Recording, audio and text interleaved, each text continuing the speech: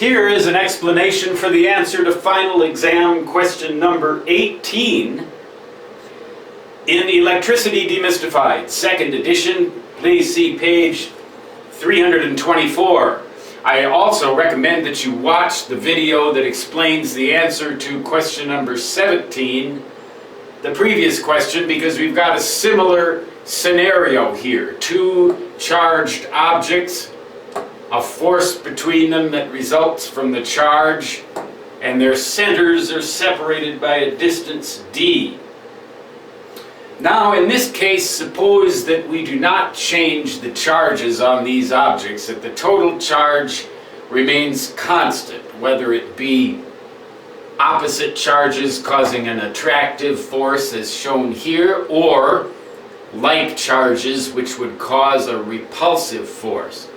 Suppose that we just leave the amount of charge constant, but we increase the distance between the charge centers, or we reduce the distance. How does the force vary in relation to the distance?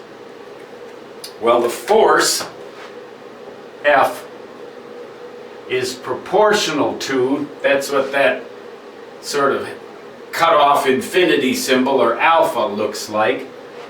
That's what it represents, is proportionality. That means F is proportional to the inverse of the square of the distance. So if we double the distance, the force becomes 1/4 as great.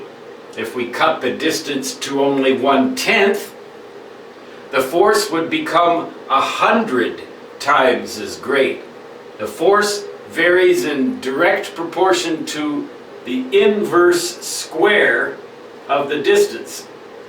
Or should another way of saying it is, as we increase the distance, the force decreases in direct proportion to the square of the distance. That is known as the inverse square law.